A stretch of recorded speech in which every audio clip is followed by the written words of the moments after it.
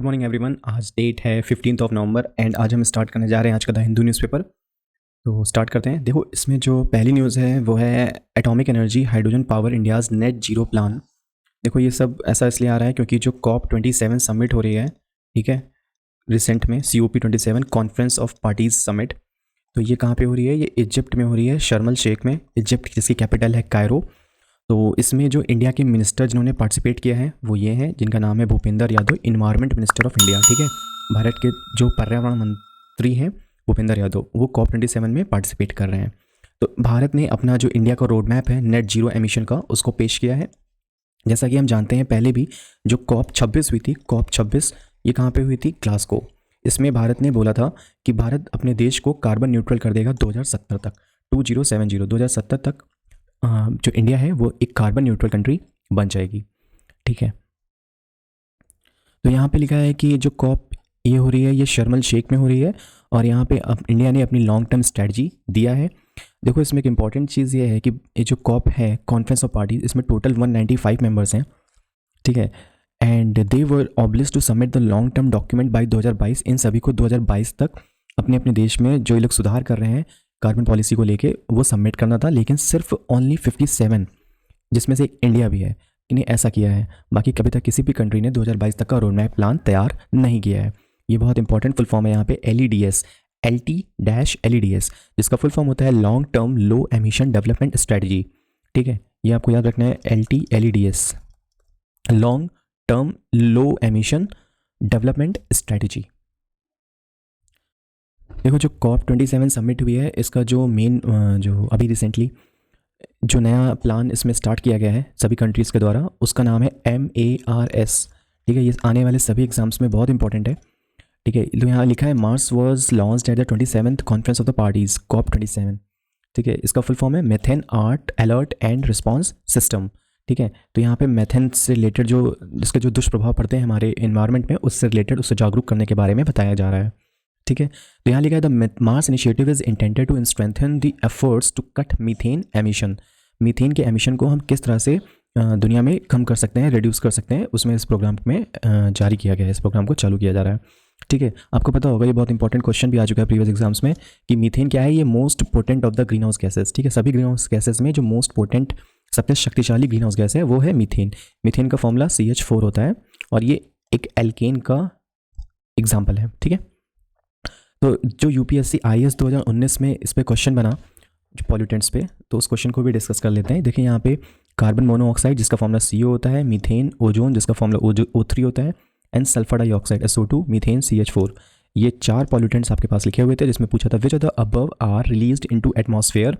इनमें से कौन से ऐसे हैं जो एटमॉस्फेयर में रिलीज किए जाते हैं to the burning of crop और बायोमास रेजिड्यू। जब क्रॉप को, जो क्रॉप का रेजिड्यू होता है, जब उसको बर्न यानी उसको जलाया जाता है, तो इसमें इन चारों में से कौन से पॉल्यूटेंट्स रिलीज होते हैं हवा में। ठीक है, ये क्वेश्चन जब आया तो पराली का इशू चल रहा था न्यूज़पेपर में ऑलमोस्ट हर जगह, जो कि अभी भी चल रहा है पंजाब एंड दिल्ली बॉर्डर पे।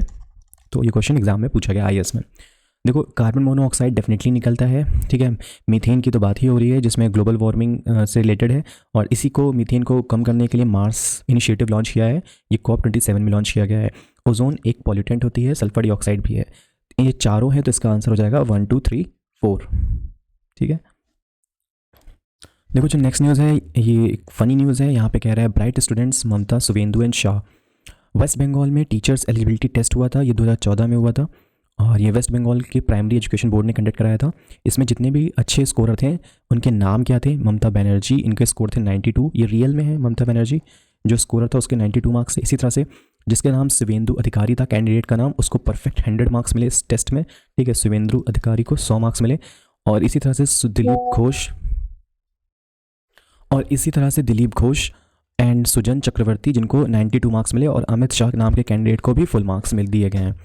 ठीक है, तो इस पे जो वहाँ के जो वकील थे, जो लॉयर्स थे, इन्होंने केस किया है कोर्ट में कि ऐसे कैंडिडेट जिनके नाम किसी बड़े पॉलिटिशियंस के थे, उनको फुल मार्क्स कैसे दिए गए थे इस West Bengal teacher eligibility test में।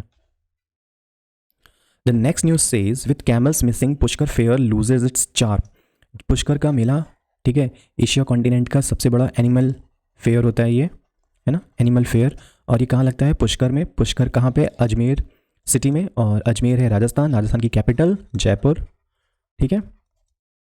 तो ऐसा क्यों हुआ? क्योंकि पुष्कर में जो एनिमल्स थे वो आना कम हो गए इस वजह से, क्योंकि इस टाइम लंपी स्किन डिसीज़ जो एनिमल्स में बहुत तेज़ी से फैल रही है, उसको ध्यान में रखते हुए जो गवर्नमेंट थी उसने एंट्री बैन कर दी थी एनिमल्स की। ठीक है, Rajasthan government had banned entry of animals as a precautionary measure to check spread of the lumpy skin disease.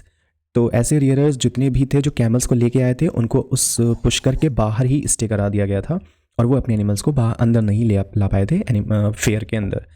Okay, देखो इस आर्टिकल में इसका ना टाइटल है where no child is left behind. इसकी शुरुआत में एक इंपॉर्टेंट फैक्ट दिया है कि 2021 ह्यूमन डेवलपमेंट इंडेक्स जो 2022 में पब्लिश किया गया है उसमें इंडिया की रैंक है 132। ये बहुत इंपॉर्टेंट है index, HDI human development index, जिसमें इंडिया की रैंक है 132, वो भी आउट ऑफ 191 कंट्रीज़, जो कि एक अलार्मिंग स्टेट है इंडिया के लिए। तो इसमें जो क्वेश्चन एग्जाम्स में बनते हैं वो ये है कि HDI में किन तीन मेजर्स का यूज़ किया जाता है।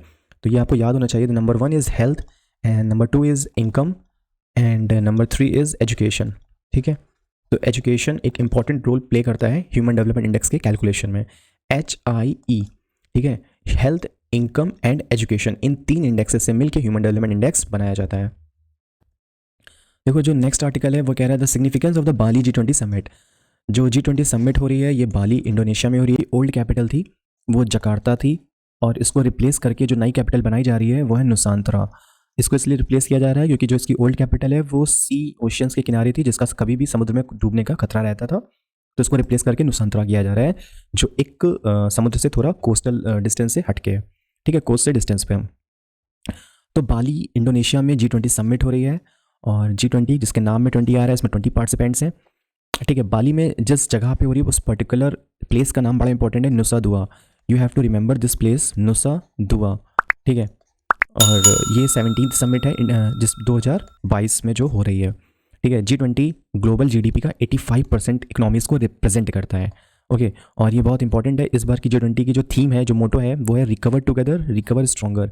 ठीक है, RTRS, recover together recover stronger, RTRS। You have to remember this motto of the G20 summit which is being held in Bali.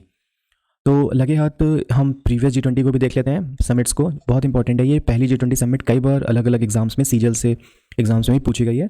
First G20 summit 2008 Washington DC में हुई थी। 3th G20 समिट ये Bali Indonesia में हो रही है, जो 2022 में चल रहा है, अभी इसी साल में हो रही है। और जो 18th G20 समिट है जो 2023 में होगी, बहुत इंपॉर्टेंट है, ये इंडिया में होगी। इंडिया में किस प्लेस पे? New Delhi. And the 19th G20 summit जो 2024 में होगी, ये ब्राज़ील में होगी, Rio de Janeiro. And 20th G20 summit जो 2025 में होगी, और ये होगी साउथ अफ्रीका में।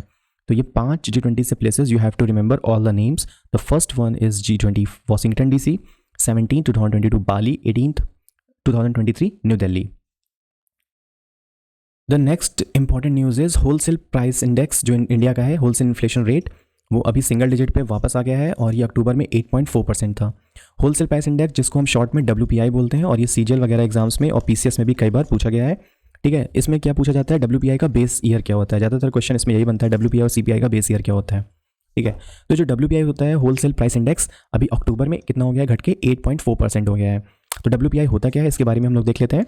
It measures the changes in the prices of the goods sold and traded in bulk by wholesale business to other business. ठीक है, यहाँ पे एक चीज़ ध्यान देनी है कि कि जो होलसेल प्राइस इंडेक्स होता है वो एक इकोनॉमी के होल सेलर्स को देखता है कि वो किस प्राइस पे मार्केट में बेच रहे हैं प्रोडक्ट को, सेल कर रहे हैं प्रोडक्ट को। ठीक है, तो यहाँ पे हम होल सेल को अपने कंसिडरेशन में रखते हैं।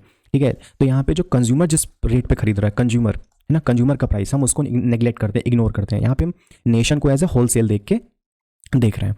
ठीक है, और ये कौन भारत का विभाग जारी करता है? बहुत इंपॉर्टेंट क्वेश्चन है। It is publish by office of economic adviser, that is ministry of commerce and industry. ठीक है, and it is most widely use inflation indicator in India. और इसका जो मेजर क्रिटिसिज्म है वो यही है, जो इसका फर्स्ट पॉइंट है कि it measures the index general public does not by product at the wholesale price. ठीक है, अगर हम पब्लिक के एंगल की तरफ से बात करें तो जो पब्लिक है वो कभी भी होलसेल रेट पे तो नहीं खरीदती है।